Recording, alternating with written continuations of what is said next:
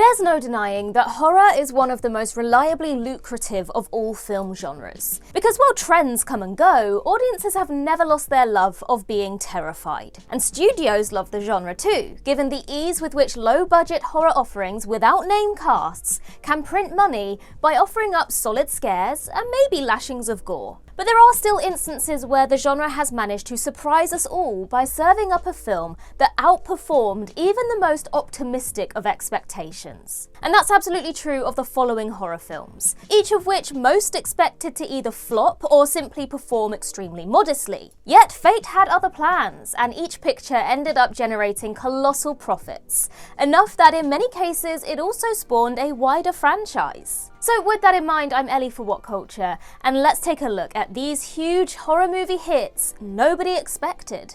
Starting with Get Out. When the first trailer for Jordan Peele's Get Out dropped, few could have ever anticipated that it would become a bona fide pop culture phenomenon and Oscar-winning smash hit. Given that Peele was primarily versed in comedy prior to this, few were expecting him to craft such an effective genre piece.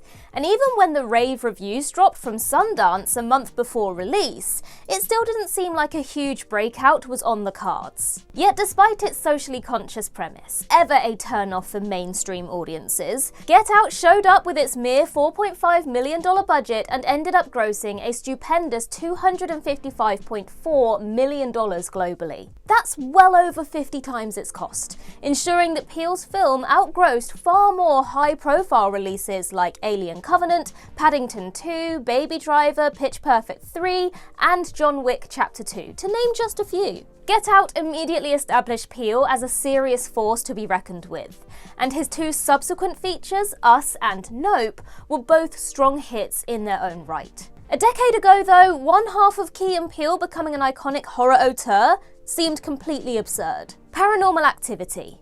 For an entire decade, the Blair Witch Project appeared to have caught lightning in a bottle, being an ultra-low-budget horror film that captured the public's imagination and went on to become one of the most profitable movies of all time. But in 2009, Paranormal Activity enjoyed a similar trajectory, as after drumming up buzz at festival screenings in 2007, the $15,000 found footage film was acquired by Paramount. Even with added post-production costs, including shooting a new ending, Paranormal Activity still only cost $200,000 when it was released to just 12 US cinemas. With such a small initial rollout and the film featuring only unknown actors, it seemed like it would offer a decent return on Paramount's investment and then swiftly disappear. But Paranormal Activity did anything but that. Due to consistently sold-out showings and strong word of mouth online, Paranormal Activity's theatrical run continued to expand, resulting in it ultimately grossing an outrageous $194.2 million worldwide. It remains one of horror's greatest and most surprising success stories, kickstarting a franchise which has netted almost $900 million in total, on a combined budget of just $28 million. Halloween. John Carpenter's Halloween was in no way expected to be a hit when it released in 1978. Being an independent film produced for just $325,000 with an unknown cast and crew, not to mention a minimal marketing campaign, there just wasn't much hope for it. But Halloween's unique atmosphere and expertly executed suspense made it a word-of-mouth hit, allowing it to leg out in the weeks following release as horror fans flocked to see it. Ultimately, Halloween grossed a superb $70 million worldwide, making it one of the most successful independent films of all time, and helping popularize the burgeoning slasher genre that became horror's bread and butter throughout the 1980s. And this, of course, includes Halloween itself, which has to date released 13 films with a collective box office haul of $885 million against a total budget of $143.3 million. While the original Jamie Lee Curtis-led era of Halloween finally concluded in 2022 with Halloween Ends, by 2023, Miramax had secured the rights to a TV series, so we clearly won't be going too long without seeing Michael Myers once again. The Devil Inside. Even though exorcism films are among the most lucrative in horror, and the found footage subgenre basically couldn't miss in 2012, The Devil Inside is one of the most baffling horror success stories, well, ever. The film received near-universal critical scorn, and while plenty of panned horror movies have performed well at the box office, The Devil Inside is a unique case, given that just about everyone seemed to hate it. The movie's infamous non-ending, which abruptly cuts to a title card inviting the viewer to visit a website for more information, thoroughly pissed off the masses. Enough that The Devil Inside landed a brutal F cinema score from moviegoers. And while cinema score is typically a watertight indication of how well a film will perform with casual audiences, in this case the polling was totally off, as The Devil Inside still went on to gross a flabbergasting $101.8 million globally. It's an all the more insane number given that the film cost a mere $1 million, and yet the discourse surrounding its ending was so vitriolic that Paramount never bothered producing a sequel. The Sixth Sense. Ridiculous though it might sound in retrospect, few had high hopes for The Sixth Sense when it released in the summer of 1999. Beyond the summer being a dumping ground for cast-off horror films at the time, the movie was also helmed by a little-known filmmaker called M. Night Shyamalan, who only had 2 middlingly received features to his name at that point. Furthermore, Disney sold the production rights to Spyglass Entertainment during development, seeming to indicate they didn't have full-throated faith in it. Despite releasing with little hype, The Sixth Sense quickly became a surprise smash as critics and audiences alike tripped over themselves trying not to spoil its big twist, while praising Shyamalan's clever filmmaking and the excellent performances from Bruce Willis, Toni Collette, and Haley Joel Osment in particular. Ultimately, on a budget of $40 million, the film netted an astonishing $672.8 million, making it the highest-grossing horror film ever at the time, a title it held for almost 20 years until it was dethroned by 2017's It. But more on that one shortly. Because that wasn't enough, The Sixth Sense also received 6 Oscar nominations, including Best Picture and Best Director, in turn immediately putting Shyamalan on the map. Open Water. Chris Kentis's low-budget shark horror thriller Open Water had so much working against it. For starters, it was shot on hideous digital video, ensuring it looked every bit as low-budget as it was, despite not being a found-footage film. Beyond that, basically the entire movie is just 2 characters bobbing around while lost at sea, with very occasional appearances of sharks. And the film also has an extremely bleak ending.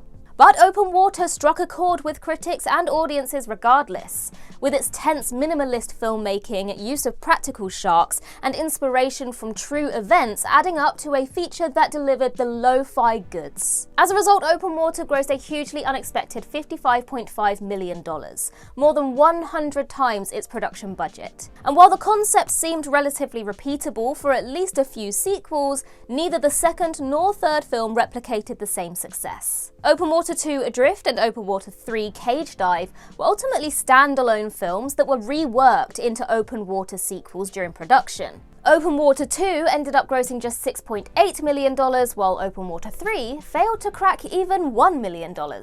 Resident Evil: The Final Chapter. Paul W.S. Anderson's Resident Evil films were never embraced by critics, but they do rank among the most commercially successful video game adaptations of all time, with the 6-picture franchise rocking over $1.2 billion in box office receipts. But it definitely seemed like the law of diminishing returns was starting to kick in with the 5th movie, Resident Evil Retribution, which grossed only $240 million worldwide, a fair drop from the $300 million haul of the previous film, Resident Evil Afterlife. With the 6th film being dubbed The Final Chapter, ever a sign of desperation for a horror franchise, and the marketing selling it more as a Mad Max knockoff than anything resembling Resident Evil, the writing was on the wall for an underperformance. But Anderson's final Resident Evil movie defied the odds, grossing a stonking $312 million, making it the highest-grossing film in the series. This was largely attributed to its incredible overperformance in China, where it grossed almost $160 million alone. Despite this suggesting the Anderson series still had financial life left in it, the producers nevertheless pressed on with a reboot in 2021, Resident Evil: Welcome to Raccoon City, which flopped. Next up, we have Weapons director Zach Cregger taking a crack at adapting Resident Evil, so it will be interesting to see if the acclaimed filmmaker can top Anderson at the box office. It. Even though the trailers for 2017's adaptation of Stephen King's It racked up huge view counts on YouTube, Time and time again, it's been shown that this doesn't always translate to box office gravy. And while it was a fair bet that the $40 million horror film would be an easy hit and gross, say, $300 million, pretty much nobody expected it to become a verifiable genre blockbuster. After earning $123.4 million domestically in its opening weekend, more than double most analysts estimated, it went on to end its run with $704.2 million worldwide. This not only made it the highest-grossing horror movie of all time, unseating The Sixth Sense, but made it the third highest-grossing R-rated movie ever at the time. For context, despite being an R-rated horror film about a child-murdering clown, it outgrossed far more accessible films like Justice League, Transformers: The Last Knight, Kong Skull Island, Dunkirk, and War for the Planet of the Apes. Though It Chapter 2 didn't replicate the same level of success, topping out at $473.1 million, the duology netting almost $1.2 billion combined on a budget of $120 million is utter madness. Lights Out. The track record of short horror films adapted into features is incredibly hit and miss, and so it was never guaranteed that David F. Sandberg's expansion of his hugely popular 2013 short, Lights Out, would do much business. After all, Sandberg had never helmed a fully budgeted feature before, and it could have very well been yet another punchy horror short that just didn't translate to a feature-length execution. Looking at you, Night Swim. But Lights Out blew past modest industry expectations in its opening weekend, grossing enough to steal the number 3 spot from the far more mainstream-friendly Ice Age Collision Course. By the end of its run, Sandberg's film raked in a terrific $148.9 million, a phenomenal return on its impressively low $5 million price tag. It's a performance that's perhaps even more surprising in retrospect, that Sandberg's lo-fi debut ended up grossing more than his 2023 flop superhero sequel Shazam! Fury of the Gods. And yet, despite Lights Out seemingly launching a new horror IP, a sequel hasn't materialized in the near decade since, with Sandberg recently opining that, quote, the moment has passed. Talk about money left on the table. Unfriended. It's tough to picture a film like Unfriended blowing up the box office in 2025, but even a decade ago, it seemed like a dim prospect. After all, it was one of the very first major screen life movies, where the entire story unfolds on a laptop screen, and there was a perception that even enthusiastic horror fans wouldn't want to leave the house to effectively watch a screencast on a giant cinema screen. But what did the analysts know, huh? Unfriended went on to gross an impressive $62.9 million against its tiny $1 million production budget, far outpacing industry expectations and making it an undeniable big fat hit. A standalone sequel, Unfriended Dark Web, was released in 2018, though it failed to recapture the same success, grossing just $16.4 million. However, given that it also cost only $1 million, it was likely still profitable for Blumhouse when all was said and done. Weapons. Considering that Zach Cregger's genre debut Barbarian was not only one of 2022's most talked about horror films, but also a firm box office hit, grossing $45.4 million against a $4.5 million budget, there was certainly confidence that his ambitious follow-up, Weapons, would do well. But surely nobody expected it to do quite this well. Boosted by a killer marketing campaign, rave reviews, and a mighty A cinema score, the latter being an incredible rarity for horror, Cregger's film has grossed over $260 million globally at the time of press. That's a flabbergasting return on its relatively modest $38 million price tag, considering the talent involved and impressive production values, and it speaks to the strength of Cregger's voice as a visionary horror filmmaker, who has now become a rising auteur in his own right. Needless to say, it will be interesting to see if Cregger can pull off the three-peat with his upcoming Resident Evil adaptation, though if it's a stonking hit, it will be considerably less surprising the third time in a row. The Exorcist. William Friedkin's The Exorcist wasn't expected to be much of a hit, with Warner Brothers having low expectations due to it being a horror film without a name cast that also ran over budget. As a result, the studio didn't screen it for critics and gave it a paltry initial release. But when it began selling out the small number of cinemas it was booked in, it was swiftly expanded to a wide release. Strong word of mouth and media reports about adverse audience reactions to the film's shocking content created a snowball effect, where The Exorcist became a must-see pop culture phenomenon. By the end of its original theatrical run, it grossed an incredible $193 million on a mere $12 million budget. But re-releases over the last half-century have seen that figure balloon to $441.3 million. And that's not all. Of course, as The Exorcist unexpectedly became the first horror film to ever be nominated for Best Picture, while also being nominated for 9 additional gongs and even winning 2 for Best Adapted Screenplay and Best Sound. By the end of its original run, The Exorcist had solidified itself as an all-timer horror film. And though this has led to 5 other Exorcist movies to date, their combined box office gross doesn't even get close to the original's outrageous haul. Saw. Even accepting its buzzy premiere at the Sundance Film Festival, nobody could have ever expected that Saw would become the film to define horror throughout the 2000s. James Wan and Lee Whannell's cagey horror thriller enjoyed colossal box office momentum thanks to positive word of mouth and whispers about its big twist, enough that it ultimately grossed a staggering $104 million against a mere $1.2 million budget. Now, some quick napkin maths here will say that Saw grossed more than 86 times its production budget, an outcome that not a single solitary soul could have ever seen coming.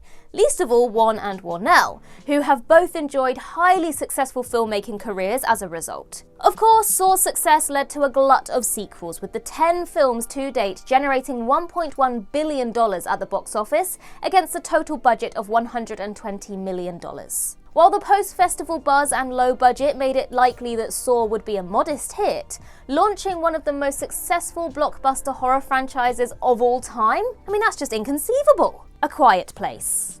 While A Quiet Place certainly touted an intriguingly unique premise, that didn't mean it would translate to box office dynamite for many reasons. For one, John Krasinski had no prior cred in the horror genre as either an actor or a filmmaker, and his 2 directorial efforts before this were both middlingly received. Beyond that, there was the obvious potential for a film about silence to be an absolute nightmare to sit through in a crowded cinema, given the tendency for modern audiences to consider silence a wholly optional courtesy of the movie-going experience. And even after the film premiered to rave reviews at South by Southwest a month before release, it still seemed like Krasinski's film would be a decent but not stratospheric hit. But A Quiet Place topped out at an insane $341 million, over 20 times its $17 million budget. This placed it ahead of many bigger budget tentpoles released that year, including Skyscraper, Ocean's 8, Pacific Rim Uprising, and Creed 2, as well as entries into popular horror IP like Halloween, Insidious: The Last Key, and The Predator. And like that, a new horror franchise was born. And between the 2 mainline movies and prequel spin-off, it's sitting at just over $900 million worldwide against a total budget of $145 million. Hellraiser. Now, on paper, Hellraiser really didn't seem like the sort of horror movie that would get the masses packed into multiplexes. This was a low-budget $1 million horror based on a very niche novella, Clive Barker's The Hellbound Heart, released the year prior, with no major stars attached and Barker working as first-time director. But above all else, Hellraiser was a body horror film with an emphasis on extreme gore, while revolving around extra-dimensional entities with a penchant for sadomasochism. None of this screamed mainstream hit. And yet Hellraiser went on to gross $30 million globally, a testament to the film's overpowering originality in an era known for Me Too slasher flicks. It was also distinguished by its striking visuals and Doug Bradley's superbly menacing performance as Pinhead. And while its success spawned a franchise now consisting of 11 films, not one of them has matched the original's critical or commercial appeal. Sinners. Until a few weeks before release, the hype for Sinners was rather muted. Even with a crackerjack cast and the pedigree of writer-director Ryan Coogler, there was much concern that the vampire film would struggle to break out with mainstream genre fans. Plus, its $100 million budget made it even more of a gamble, not only for being an original IP, but a horror film with a period setting, set against the backdrop of the Jim Crow South, with major musical elements. As such, Sinners had quite the steep climb to profitability, and so few would have been surprised if it topped out at a modest $150 million or so. But Sinners was thankfully propelled forward by rave reviews and even genuine Oscar buzz, enough that Coogler's film ended up grossing $366.7 million globally, ensuring a sizable return on its hefty price tag. On top of that, don't be surprised if the film adds a little more to that number with a re-release closer to next year's Oscars. Scream. It's easy for modern audiences to gloss over the surprise success of Wes Craven's Scream, as the slasher subgenre was well and truly on life support by the mid-90s, and releasing the film just 5 days before Christmas, when audiences typically flock to frothy comedy fare, seemed like a total own goal. But Scream is ultimately a testament to the potential power of counter-programming, as it offered a different option for moviegoers, and aided by strong word of mouth, ended up grossing $173 million against a low budget of $15 million. Its success both revitalized the slasher genre and led to a wider horror franchise with more than $900 million in box office receipts. And the impending Scream 7 will inevitably push it well over the $1 billion mark. Still, the original Scream remains the highest grossing entry in the franchise so far, even though Scream 2 and Scream 6 both came within a mouse hair of dethroning it. Now that's quite the testament to just how much of a volcanic hit Craven's 1996 film was at the time, isn't it? The Conjuring Last Rites. While it would be ridiculous to call the Conjuring franchise anything less than a massive hit for Warner Brothers, it also seemed abundantly clear that the series peaked back in 2018 with spin-off The Nun, which grossed a then franchise high of $366 million. Though The Conjuring, The Devil Made Me Do It and The Nun 2 both posted solid results at the box office, $206 million and $269.6 million respectively, it seemed like the series had well and truly found its ceiling. It seemed like the recently released The Conjuring Last Rites then would probably perform similarly to The Nun 2. But it actually ended up soaring past expectations, crossing the $400 million mark after its third weekend and becoming the series' highest grossing film. This is an especially impressive performance considering the widely mediocre reviews and general consensus that The Conjuring as an IP has had its day. Without much direct competition in its immediate future, Last Rites could certainly leg out to around $500 million before it's all said and done. Needless to say, despite this being marketed as the final mainline Conjuring, would it surprise anyone if The Conjuring 5 was announced before the year's end? Probably not. Terrifier 3. Terrifier is one of the most mind-boggling horror success stories of all time, given that Damien Leone's original 2016 slasher grossed just north of $400,000, a solid return on its $55,000 budget, but hardly box office dynamite. Yet the film's success on streaming ensured that Terrifier 2 became a breakout hit, netting $15.8 million against a beefier $250,000 budget. However, Terrifier 3 is where Leone's franchise well and truly crossed the Rubicon, defying any and all expectations of what a sadistic, mean-spirited, ultra-gory horror movie could be. Last year's threequel was produced for $2 million and ended up grossing an eye-watering $90.3 million, ensuring it became the highest-grossing unrated film of all time by a massive margin. Notably, it opened at number 1 on its opening weekend, even dethroning the far more mainstream-skewing, big-budget superhero sequel Joker Folie à Deux. What an outcome for an IP that had such humble origins and could so easily have been a one-and-done cult horror film. With Terrifier 4 currently in the works, it'll be fascinating to see if Leone can one-up himself yet again. And finally, The Purge. Before it came out, so much of the discussion surrounding The Purge involved mocking its absurd premise, that any American government would dare institute something as dystopian as an annual night of state-sponsored murder and mayhem.